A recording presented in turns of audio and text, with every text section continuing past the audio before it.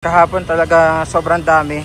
Pero still, ayan, madami pa rin. Pero ongoing na po ang clean up operation na ginagawa, no? Kahapon pala, no, nagbigay na rin ng statement si Yorme pagdating nga dito sa mga basura.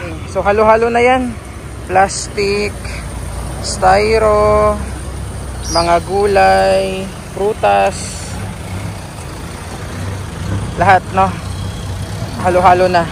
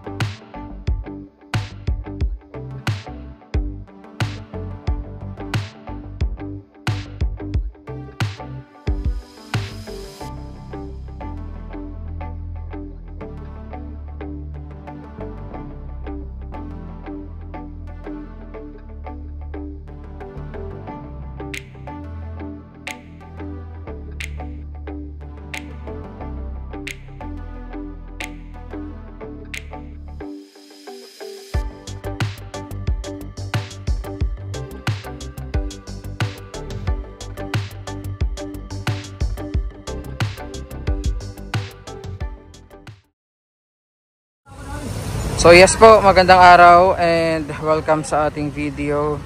Today, nandito tayo sa Divisoria, 6:30 AM, araw ng Biyernes, June 27, 2025. Ayan. So ito ang status ngayon ng mga kalat at basura dito sa Divisoria. Actually, mas konti ito, no, compared kahapon talaga sobrang dami. Pero still, ayan, madami pa rin. Pero ongoing na po ang clean up operation na ginagawa, no, dito. Andyan yung ating mga taga DPS. And doon sa pinanggalingan natin sa may unahan, naghahakot na rin sila. Ayan, so baybayin natin itong kahabaan ng Recto Avenue dito sa Divisoria. Ayan. So may mga DPS na po na naglilinis dito, no. Pero punta tayo dun sa unahan banda.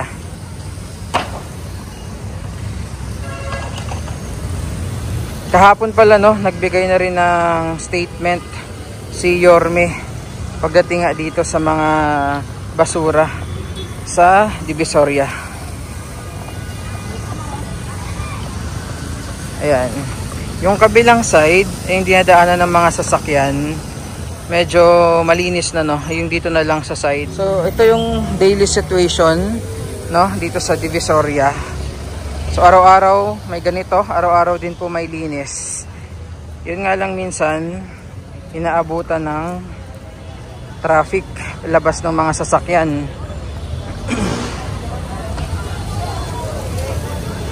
Ayan. So originally kasi, before, bago sumikat yung araw, no, yun na, naalis na yung mga basura na hakot na. Pero lately, ayan, nag-viral na naman. Ganitong oras, kita nyo, naabutan na ng traffic yung mga basura dito. Ayan. So ayan na, oh, medyo nagkakaroon na ng volume ng traffic dito sa Recto. And ang laking space din kasi na sinakop ng mga basura, no. Kaya halos isang lane na lang yung nadadaanan ng mga sasakyan ganitong oras, no, alas 6 ng umaga. Ayan. Dami. So halo-halo na yan. Plastic, styro, mga gulay, prutas, lahat, no, halo-halo na. Pero yung sa bandang unahan, nung papunta tayo dito, malinis naman, no, dito lang na area yung medyo madaming kalat. Ayan, so baybayin natin. Ang daming gulay.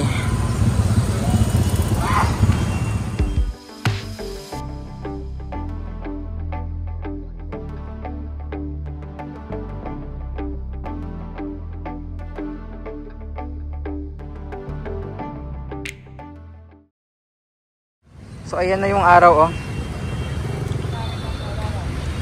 Sumikat na si Haring Araw.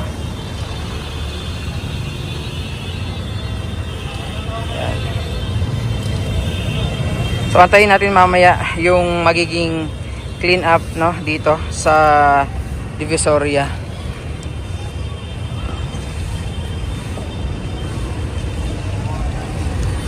And titingnan din natin yung sa may kabilang side, yung sa Tondo side pala tayo, no? Tondo side. Titingnan natin mamaya yung sa may Binondo side ng Divisoria. So yan na, medyo actually sa kabila matraffic na, no. Pero dito, yung mga galing ng Recto Station, Avenida, Rizal Avenue, ayan, hindi pa masyadong traffic. Pero yung sa may kabila, yung mga pabalik naman ng Quiapo, Recto, yun, no, medyo may traffic build up na.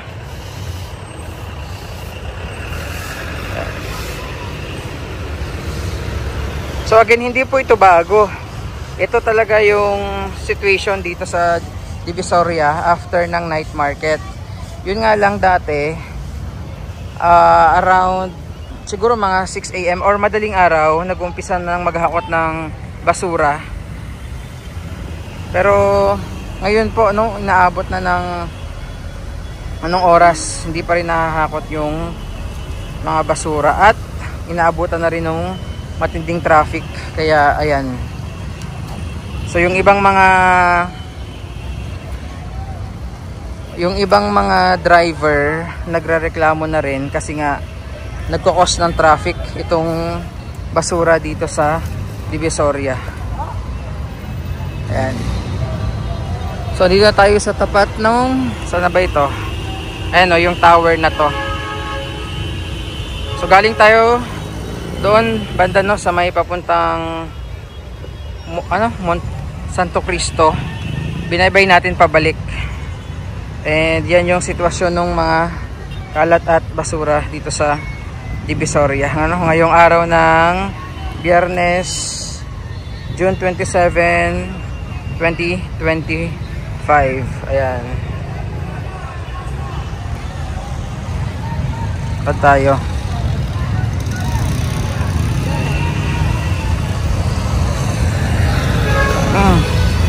Daming kalat. Pero mas madami yung kahapon.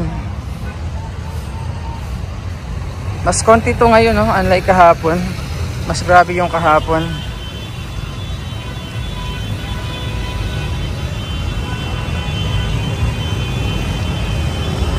At medyo maamoy. Kaya nga nagkakaroon ng flushing operation after mahakot. Kasi maamoy.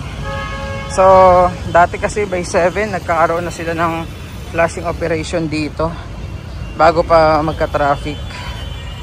Pero ngayon, ayan, mag 6:30 na. Andito pa rin yung mga kalat po. Ayan, dami.